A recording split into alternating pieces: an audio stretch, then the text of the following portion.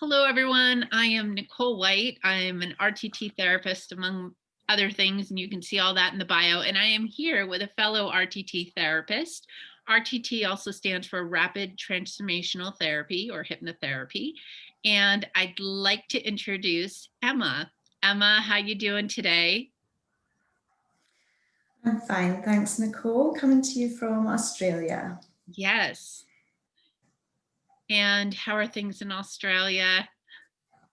Yeah, it's a nice balmy day here in Queensland. So, as Nicole mentioned, I'm also an RTT therapist, and my background is not so much a therapy background. I actually have a PhD in biochemistry, and I'm originally from Scotland.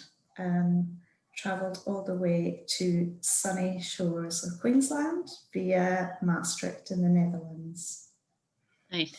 So well travelled. We're December here, so in the States we're going into winter solstice, and in Australia you're in summer solstice. Summer solstice, and it's Christmas Eve for me. Beautiful sunny weather, and kids are on summer holidays, so completely different. Yeah, Different to you there, Nicole. absolutely. I've got the fire going. It's yellow burr, and Emma is the future, because it's a Wednesday. Wait, no, it's a Tuesday. I'm getting all the days jumbled up. It's a Tuesday here in the States, and it's a Wednesday there in Australia. So I love that. I've got a friend in Sydney, and I'm always like, so what's the future look like? It's looking pretty good. Oh, Pretty I good love it. here. I love it. We've got tomorrow. Yay. So Emma and I are here today to talk about, Emma specializes in depression and anxiety, and I'm no stranger to those things either in my life. And I think we're going to start on the depression topic. Like all my conversations, we're just going to see where it goes. And I hope that we are able to bring you some really good nuggets of information to help you through whatever you're going through right now. If you're listening to this in December 2020 or around it, it is a crazy time, not just in the world, but also in the astrology of our world. If you're at all interested at all in astrology, and I've got some astrological friends, and the more and more I listen to them and bring them on, it's like, wow, so much of what we're experiencing, the astrologers are like, yeah, well, that makes sense because, Saturn and Jupiter are conjunct, the other day. So, but anyways, I'm going to turn it over to Emma. And Emma, how did you get started in this work? I think probably like you, Nicole, you're always drawn to things that you are interested in from your personal perspective. So I think I'd been suffering from what I would call a sadness, a deep sadness, for about 16 years. And it was one of these things that it's not that it crept up on me as such, but it was something that I couldn't shake. And I had no real explanation for, because I'd had the most beautiful childhood, I had the most caring, loving family. There was nothing really in my life that I could say had caused this. And I began to feel it was just me. And there's just nothing that's going to shift this. So I had started taking some medication. I took that for probably the last 2 years of the depression. And I went to start seeing a psychologist. And although I found these things lifted my mood and did make me feel definitely better, it didn't really solve the problem. And it didn't really go away. It just kind of masked it and made me able to cope with things a bit better. But I was curious to know, why am I so sad? Is this normal? Because I was aware that it wasn't really normal. And anyone that looked at me and saw my life, saw the things I'd achieved and where I was living and my beautiful family would say, well, why? why can't you shake yourself out of this? I just couldn't. I really felt I couldn't.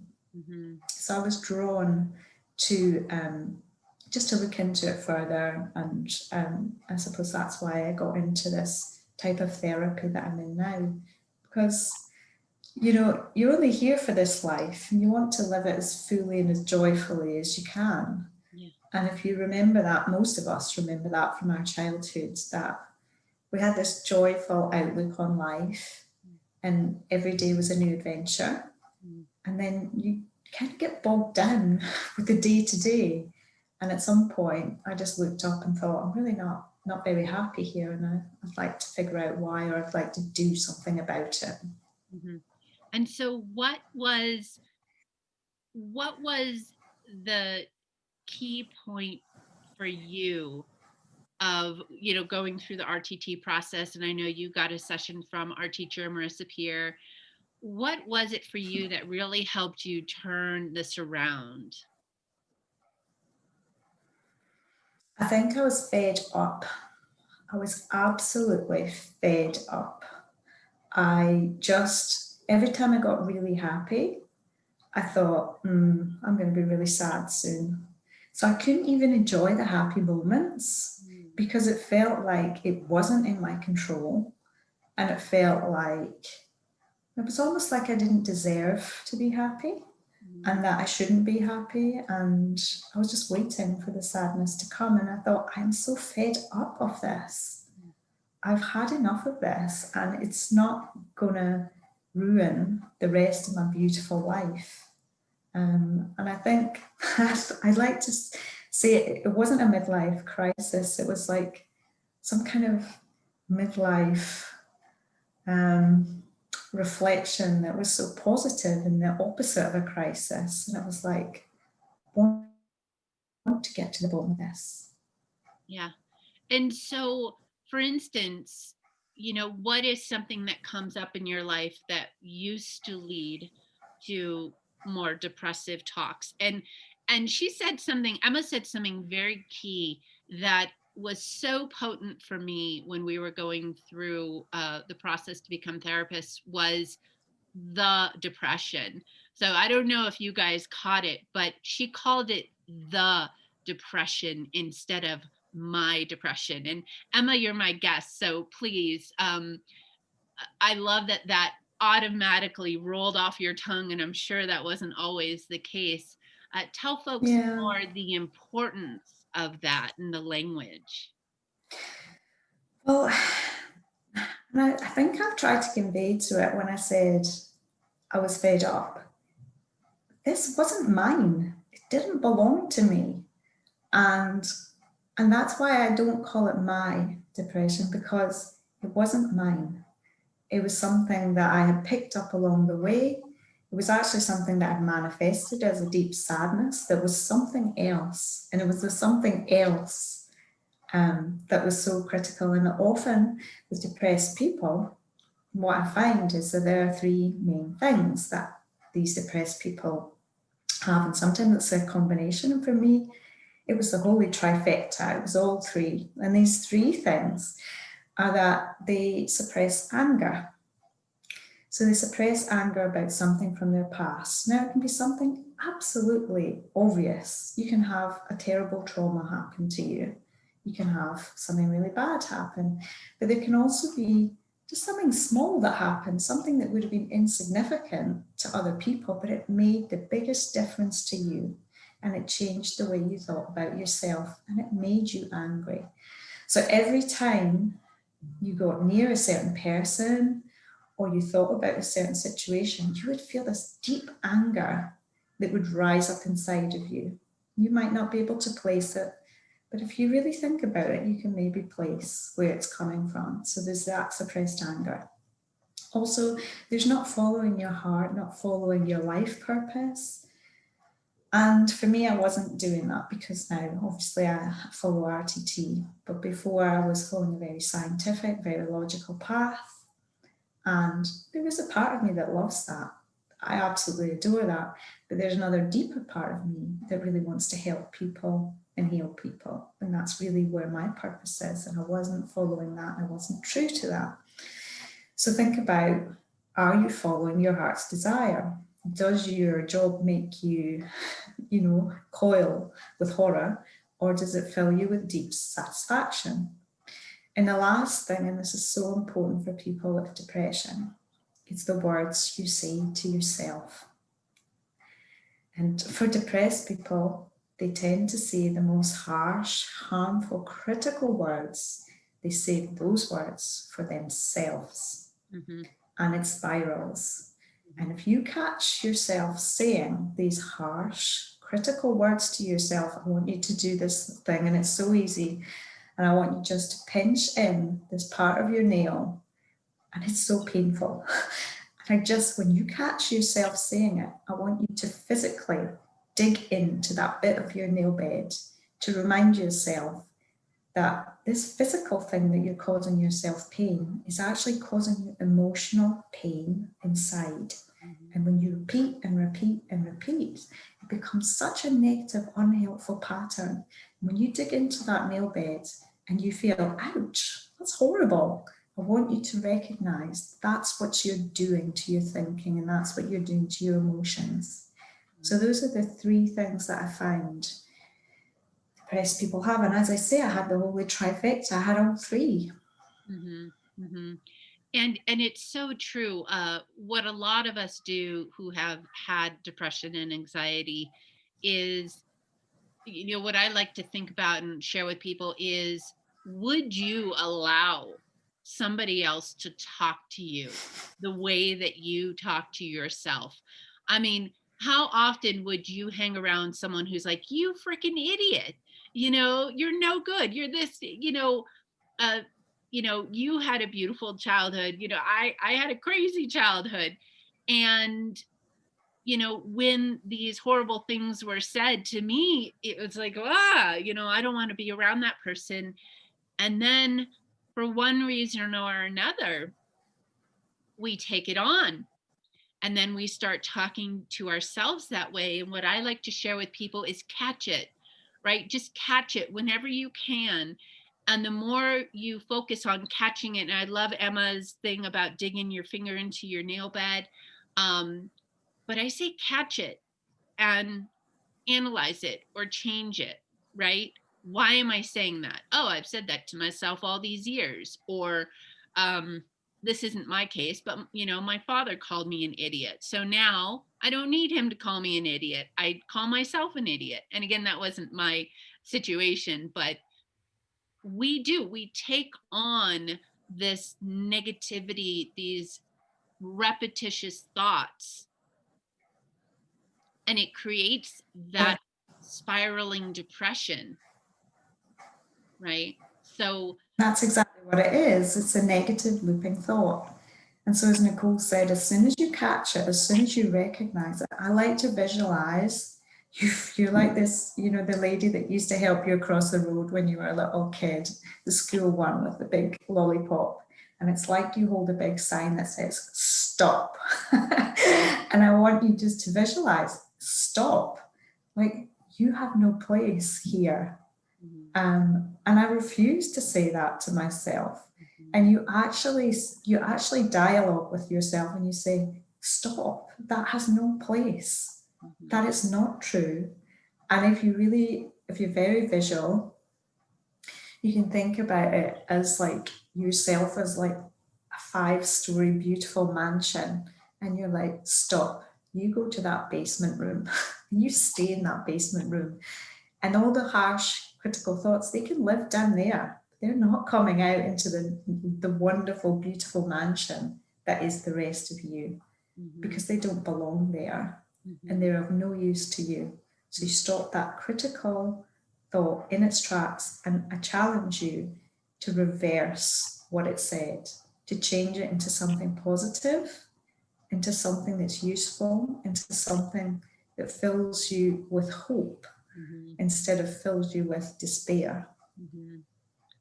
And one of the things, one of the techniques that we often use in a session is called upgrading the child. And if you've ever experienced this, or if you have a child, or you've done some inner child work, what often will stop me is, oh my gosh, would I say any of this to a 5-year-old girl, a 7-year-old girl? And even for parents who are so frustrated with their life and can't help sometimes to project that onto a child, then you think about, would I do that to a stranger's child? Would I do that to a baby? Just whatever it takes to make you stop and go, whoa, I'm creating damage to another being right now, and that other being is me. And it's not helpful. I mean, when we berate ourselves, that's not helping us. That's just really triggering more into the consistency of Yeah. the story, right?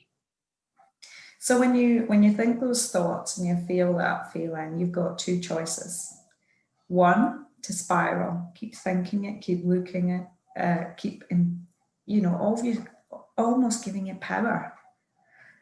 Or two, just start to think of it in a different way, reframe it, send it away, banish it. So you've got that choice to make, and it doesn't need to control you. You can start to control it. And once you start thinking in that more positive way, and it's like the harsh critical thoughts, they almost tail off because they know what's going to happen if they appear. They're going to get stopped in their tracks, they're going to get banished somewhere else, they're going to get reframed into something powerful.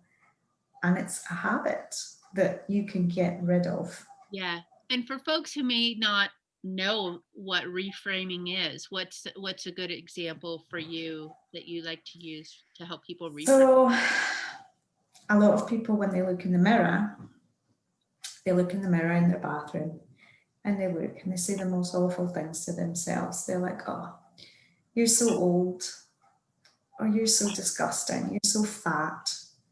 And instead, change it to something like, oh my goodness, you are just growing more beautiful every day. Oh, look at this body that's carried you all these years, that supported you. I think it's time to start looking after it a bit better. So you're acknowledging maybe that you're not perfect in the way that you look or the way that you feel, but you acknowledge that you're still you and you still love that part of you. And that's so important, that self-love. And that's one thing I found, that a lot of depressed people find that they don't have that self-love for whatever reason in their past. They've developed this self-hate. So if you can turn those thoughts around and really like embellish them, look at yourself and just have fun with it. And there's one speaker, and I can't remember his name, and he used to get told the most awful things from his dad, but now he started to turn it around and he looked at himself in the mirror and he said, "You're so devilishly handsome. You're so devilishly," and he said it like so many times, ruggedly handsome. That's what it was, not devilishly. That has bad implications, but "You're so ruggedly handsome." And every single time he looked in the mirror, and he would say it so many times to himself, they actually started to believe it. And actually, when I look at him, that's what I think of him as well. So it's like it emanates out of you. So you turn it around, you have fun with it, and that's really important. Right. You change it from the critical voice to a kind of fun, it's almost childish in a way, so that you're moving away from that negative and you're moving towards a positive, and you're having a little bit of fun with it. And that little bit of fun creates that space in you. And where it felt so tight and tense, it starts to loosen up a bit, and it starts to feel more relaxed and more like just restful and peaceful, and like it's not controlling you and you're controlling it. Right. And that control really starts by recognizing our The patterns, thought. right? Because the depression is a pattern. It, sometimes, like Emma said, there's an event. Sometimes it just creeps on slowly for no seemingly reason. But when we take on that identity, so a lot of things that I like to share with people is, what is the story, right? The thoughts that you keep telling yourself. And that this is what Emma and I are talking about. What is the story? And the RTT session really sheds light on that story and why it's there and why it's driving what it's driving. But it is about this constant diligence on catching it, right? Oh, there it is again. But not like, oh, geez, look, I did it again. It's like, oh, look at that. I did it Yeah. again. Oh my gosh. And Have fun. yeah, and changing it, right? Really, having fun with it, making it light can really shift you out of it. And it's also breaking the pattern of that depression, right? You spill something, oh my gosh, look at that fabulous mess I made. Only I could make that fabulous mess. I remember falling down a flight of stairs one time. And once I realized, and I just did this instinctively, I grew up with a wacky family, so I have a wacky response to things. But once I realized I was whole and nothing was broken, I just broke into laughter.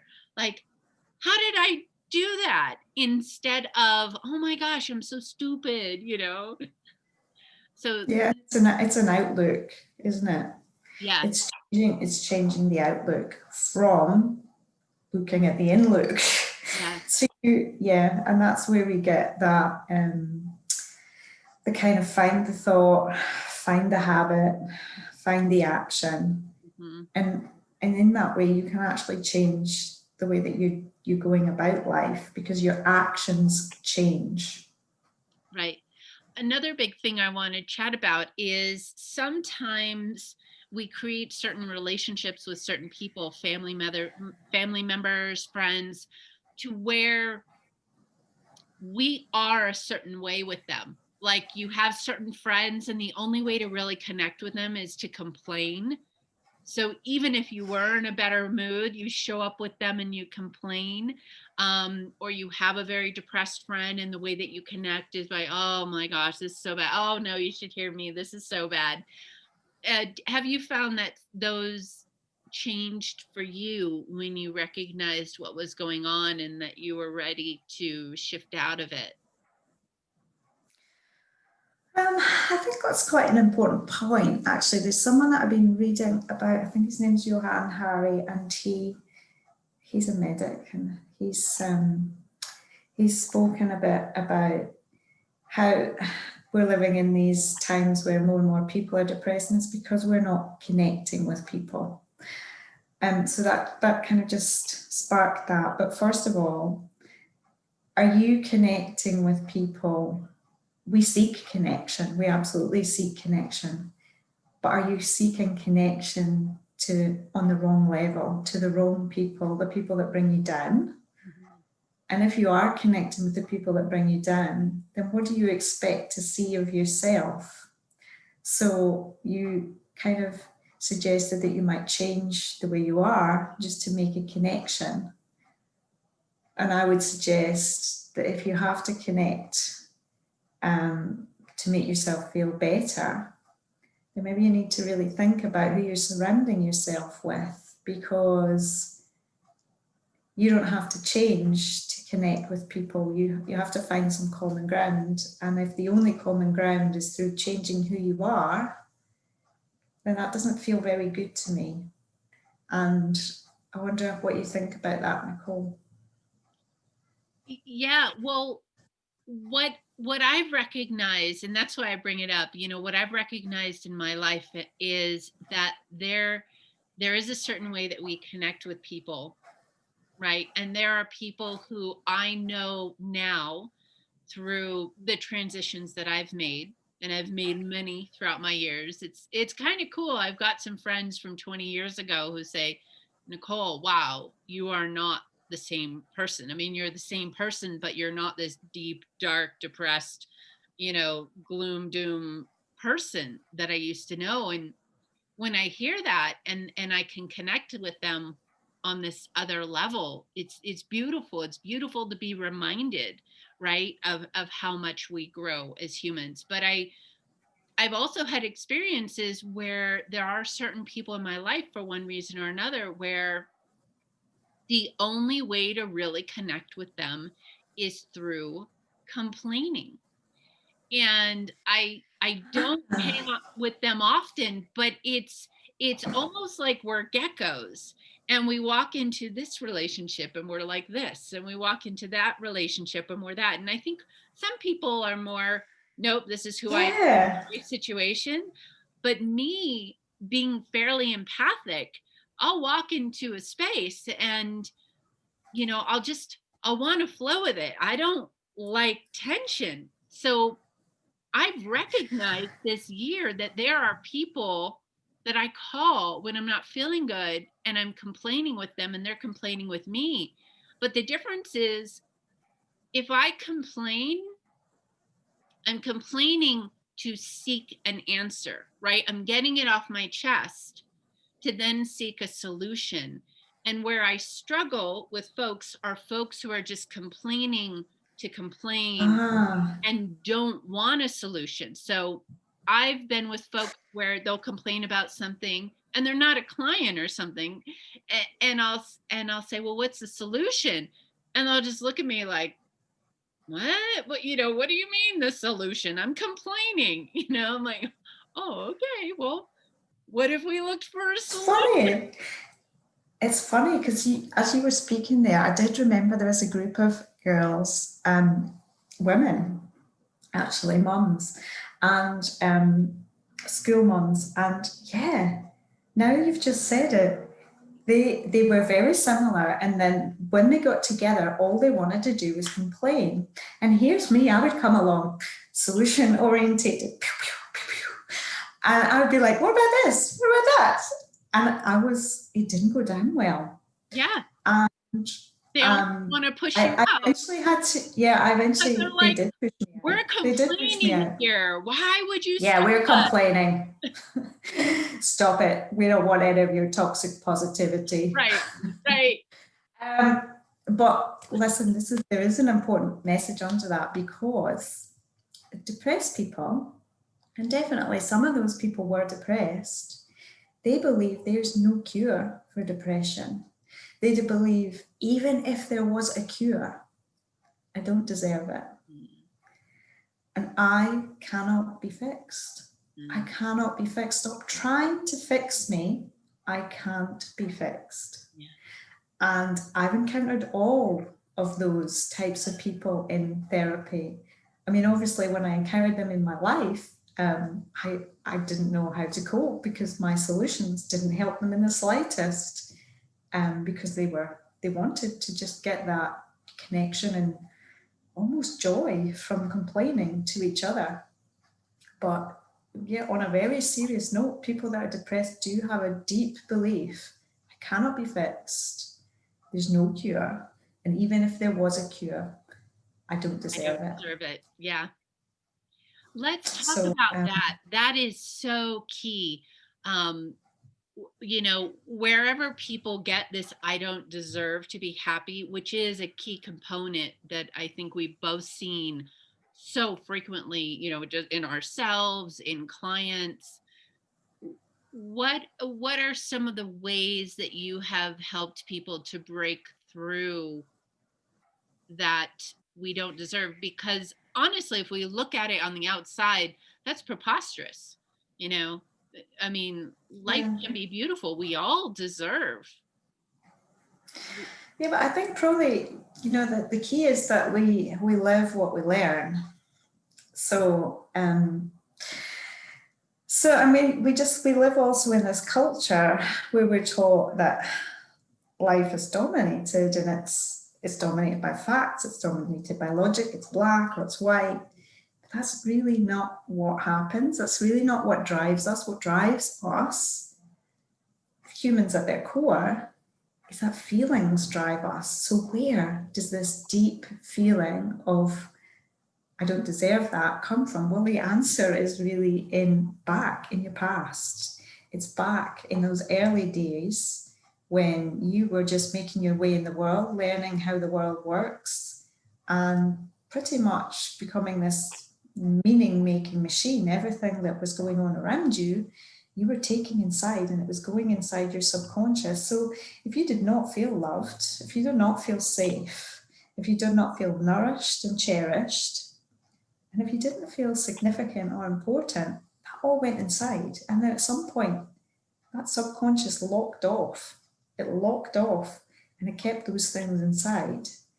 And then you thought, well, I've become this adult, I've got this logical brain, I know how to drive, I know how to work a computer. And you've forgotten that there's a bit inside you that's locked away, that's from that younger age, that still believes, still carries forward, that I don't matter, and I'm not lovable. This person didn't love me in the past, therefore I'm not lovable. And it's so critical to understand that there's these programs that are driving us that we don't access, we know nothing about really, but they're driving our feelings. And it's our feelings that matter the most to us. Yeah. And that's the key. Yeah. How did you get these feelings? Where did they come from? Mm-hmm. And it's always like locked back in the things that the beliefs that you started to make when you were very young. And in some cases, in some lives, the starting point of your life was a really terrible point for you. And in some cases, like my own, it wasn't terrible, but the beliefs are exactly the same. Mm-hmm. Mm-hmm. And that, yeah, and that is the key. The feelings that we create out of the beliefs, and the beliefs that create the feelings. And, you know, I always like to give people, you know, nuggets of things to kind of chew on. And what I would personally want for you to get out of this is to really start tracking your thoughts. And the complaining leads you down this downward spiral that leads more to the depression and more to the anxiety. And it's okay to complain to get it off your chest, but then are you thinking about a solution? And so to check in and to catch yourself when complaining, even if it's, I was hanging out with someone for a while and it was like, oh, this stupid thing and that stupid thing, and everything was stupid. And, you know, I had to stop myself. I'm like, okay, this person's not my client, you know, I'm not, you know, but it pushed me away in a sense, because I understand that thinking, but I also understand through everything that I've been through that even if things are hard, I have to use some gratitude and look at the bright side as often as possible, as cheesy as that may sound. But the more we're able to stop ourselves, check ourselves, and then switch directions, you know, that's what it's empowering. Yeah, it's empowering. And that thing that you just described and those thoughts, that makes you feel powerless. And that is a pattern from childhood of feeling powerless and helpless and hopeless. That is a pattern brought on by specific events, whether they were traumatic with a capital T or with a small t. That exact feeling causes what people express as sadness, anxiety, depression. But it's the feeling that they're expressing that they've carried forward from childhood, where certain needs were not met. And whether that was so obvious to you, where you had such a terrible thing happen to you that you can say, yes, I absolutely know why I feel this way, or whether you're just stuck in that something's not right, it's because of the interpretation of something you've made in the past. You've maybe not had the right supportive environment, you've not been able to process and honor your feelings, and you started to adopt a belief system, blame yourself, for example, to feel unlovable. Mm-hmm. And it's carried forward, and now you can't find a partner. Now you can't stay in a marriage. And it's simply a pattern. And it's a pattern that maybe it's with you, but it doesn't really belong to you, and it's not really who you are. And some part of you knows that it's not who you are. And that's where the conflict is. Yeah. Because you can't get out of it because you're not able to unlock it. But some part of you knows that it's not who you really are. Mm-hmm. And that's usually at the point that people reach out. There are other times people reach out because they feel they're really at the end. They've tried everything else, that, nothing's working. Mm-hmm. And so I find people at that point as well, and often people that have tried to commit suicide because they can't see a way out. Nothing's going to get better and the future doesn't look good in their mind. Yeah. And if the future doesn't look good, then why stick around? Yeah. Yeah. That's a big topic that I know is hard to go into, but I feel it's so important to about talk about suicide, talk about that feeling. I know I was personally 11 the first time I thought about it, and there's been a bunch of different things throughout my life um, that have helped with the thinking. But one of the things that I find, especially lately with what's going on and that hopelessness that can come into many situations right now, is honoring that feeling instead of pushing it away. Because often we're afraid to feel that feeling, and then it builds up to the point where that feeling can take over us, right? That's what I believe in many circumstances, like a panic attack is. It's like, no, don't want to feel that, don't want to feel that, don't want to feel that. And then boom, all of a sudden, okay, I can't help it because I've been pushing it down. So what are some of your views or helpful hints or suggestions for folks who may have some of those feelings and I helping? think it's just like you said, you've almost got to feel the feeling until it's gone. And in that, I don't mean feel the feeling until you've gone. I Right. mean, feel the feeling until it no longer needs to be felt. And whether that means you need to speak to someone and tell them what's going on, or whether that means you're able to sit with yourself and talk yourself through it, then that's very personal. But in a lot of situations, you do need to reach out to someone because it doesn't need to be a burden and a secret that you keep for yourself. Right. Because sharing it with someone that you trust or seeking help, that almost halves the burden. Right. Right. So it has less power over you when you start to talk. And it's the same with depression. It has less power over you when you're able to tell people. Mm-hmm. So yeah, finding that way of not pushing the feelings away to the point that they come back at you with a big boom, but so that you can kind of dissipate the feeling.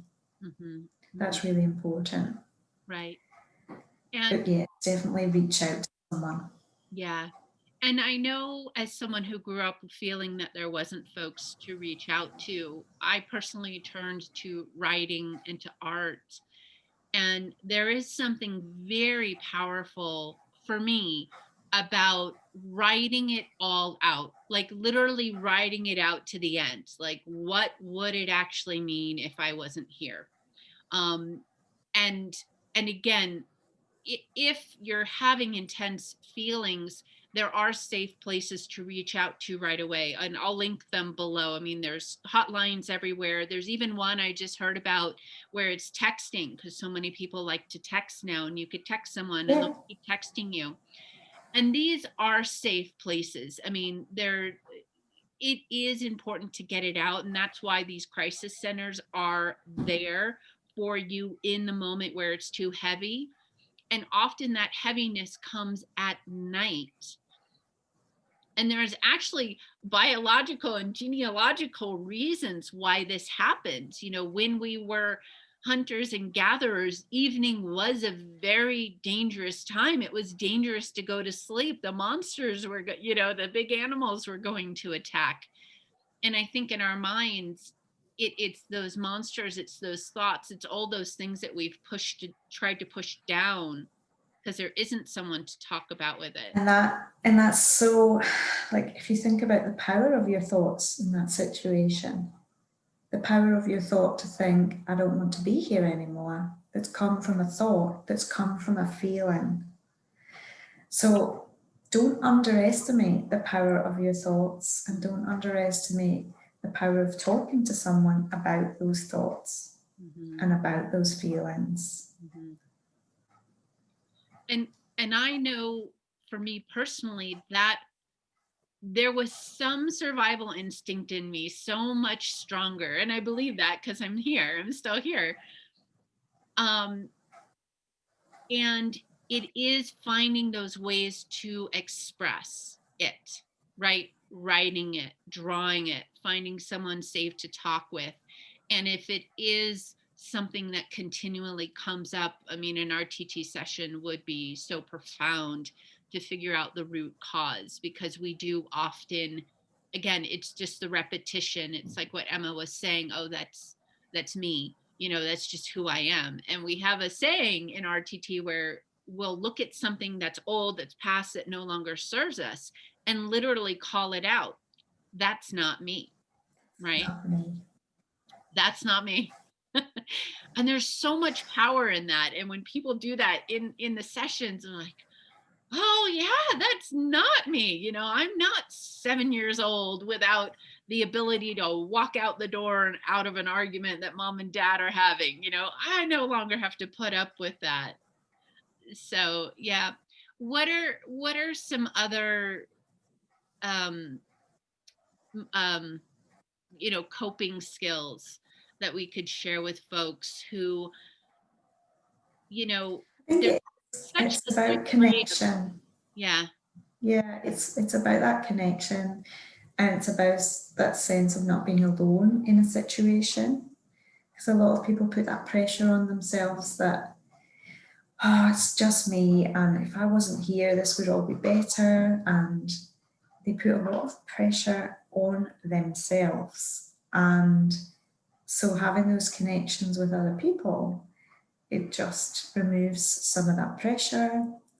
And if they can meet other people that are similarly thinking the same things, if they've got this community type approach to doing things, even that reaching out, even that telling how you're feeling, even that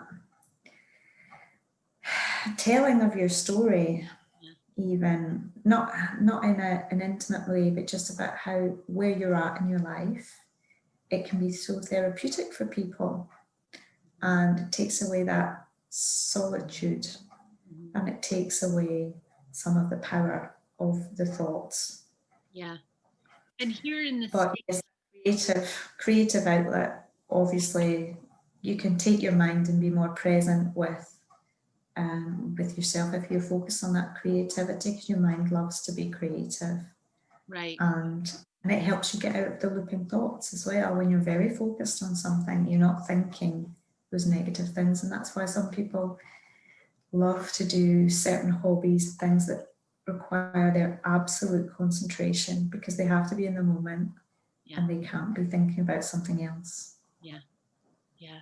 And so it's this fine balance of acknowledging the feelings and the emotions that are coming up, but not letting them control you to the point where you start to spiral downwards. So again, you know, some people might take out of context, oh, well, you just said not to complain, and now you're saying complain. It's a matter of talking about it, speaking through it, in order to then get to some kind of solution, right? And yeah, there's quite a difference between like that conversation we had about people complaining about politics, price of something, this person. There's a difference between that and connecting with people who are having these deep, dark thoughts about ending their life. That's very different. That connection that you get to reach out to people because you need support, because you need to feel that there's people there for you and you're not alone. Right. That's very different to those other conversations. Right. And what's interesting is I had a friend for a little while who was a paramedic, and I mean, he went into scenes where it was like suicide attempts. And it's interesting because they see a pattern. And for us in the States, a lot of states are, you know, in this lockdown, most of our lives have changed drastically, and it's also winter. And what the paramedic found is that during winter, during the holidays, there was this excessive boost of more people doing self-harm. And this is where we are so out of touch with nature. Winter is the time where we slow down, we become more introspective, you know, in this part of the world. And also, not to get too woo woo, but the astrology right now is crazy. And what it's doing is it's bringing up those feelings. So, what I'd like to share with people right now who are struggling with a tough time, and you know, maybe you're like, oh my God, I would never think about killing myself, but I'm so depressed, or I'm so angry, or I'm in so much distress, I don't know what to do. Feel those feelings. You know, reach out. The depression is a lack of connection. You know, Emma has said this, and that's where, you know, we're in this dark time, we're in this winter, we're not supposed to be connecting. It is not an easy time on the planet right now, and it's important to reach out in any way that you can, to write for these crisis lines, to get a session, to honor yourself as a human being, to move through these feelings, because that's what they are, they're feeling. And we're in a cycle, right? We're in a season. We're in the States, we're in a darker season, right? In Australia, she's in a brighter, lighter, more sunshine. I definitely feel we're in a completely different situation. And I just want to touch in on what you said there, because you're being told don't connect with one another. It's dangerous to be near one another. And it's just the opposite of what we want to do as humans. We want to be connected. But I just want to touch in on that. We are, as a kind of world of people, we're focusing too much on extrinsic things and not focusing on intrinsic things. So, for example, if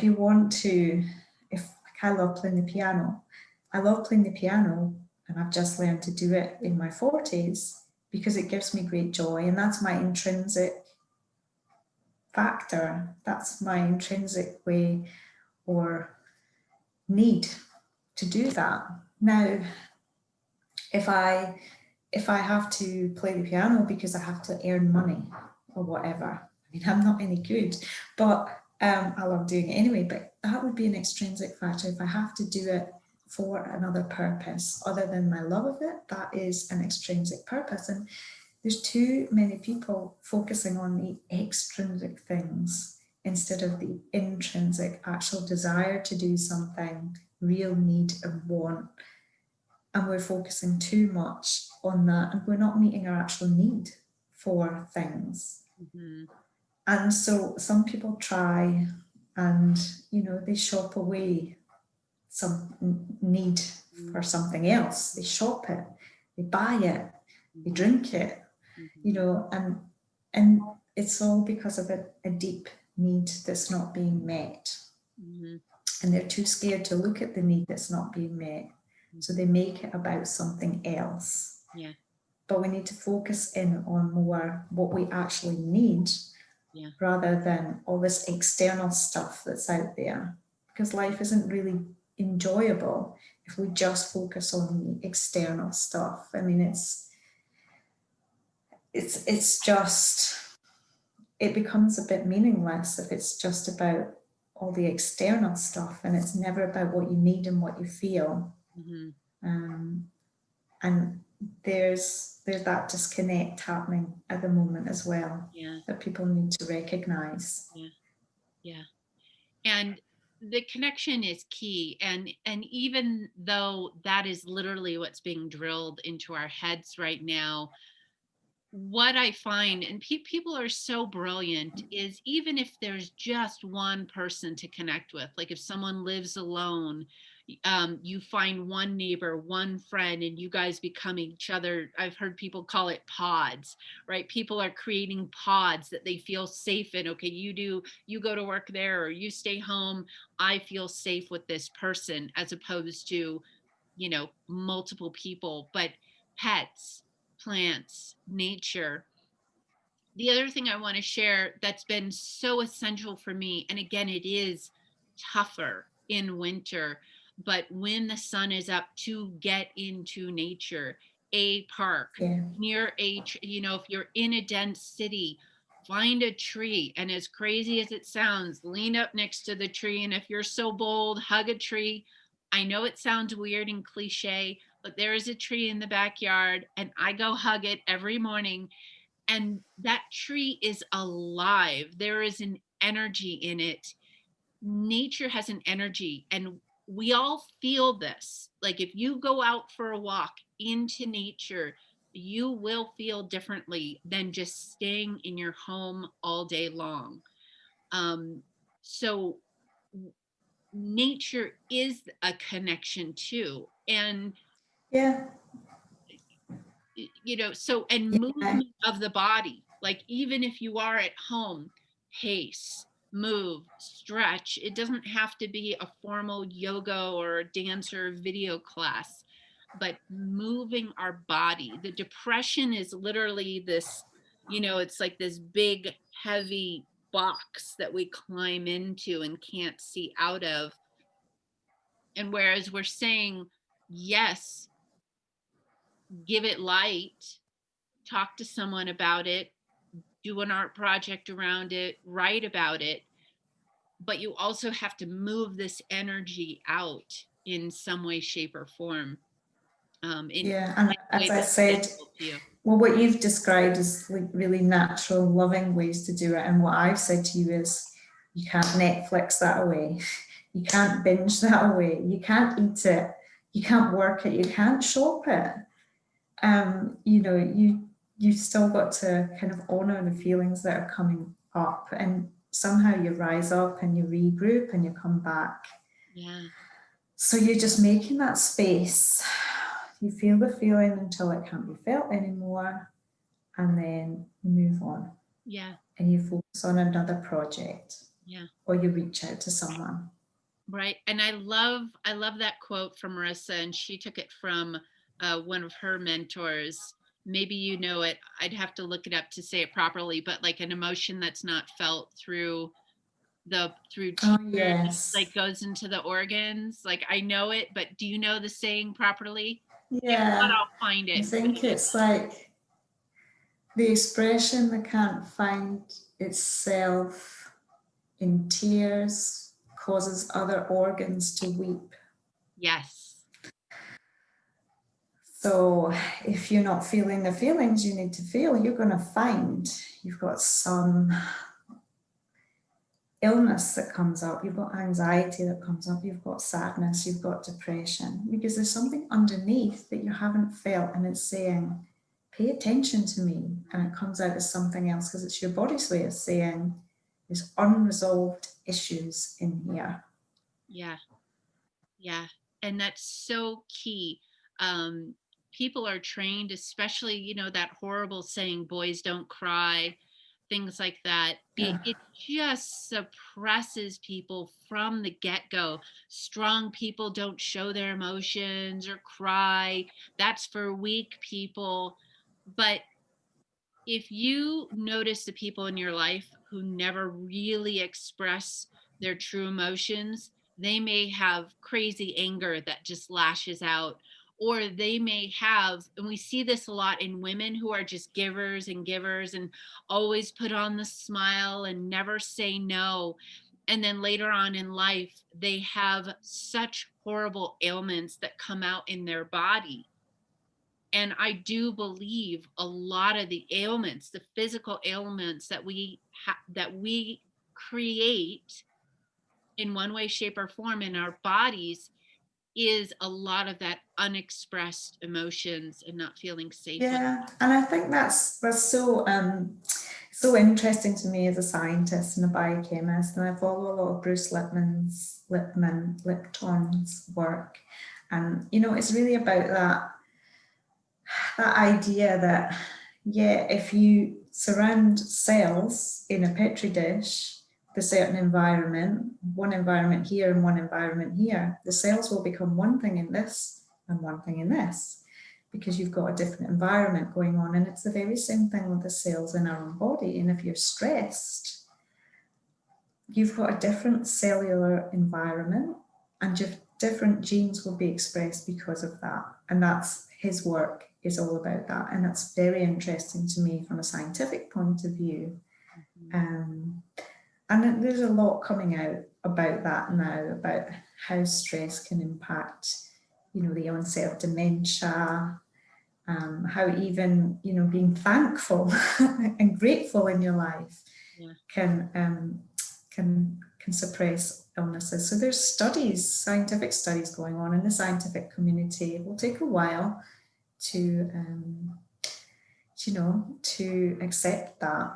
Mm-hmm. But it makes a lot of sense that if you're stressed, there's different chemicals in your body that are released, and that's widely accepted. So why it doesn't impact the cells in a certain way or a different way to cause illness, it's kind of the next logical step. Mm-hmm. Absolutely. Absolutely.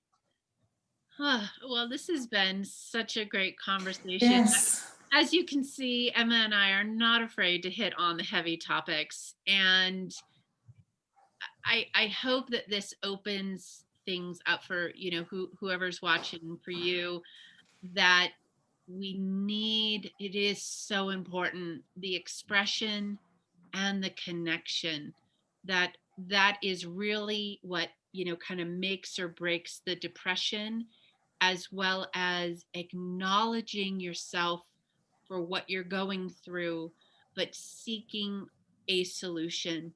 And even if, and I know people have heard it so often, but the gratitude really works.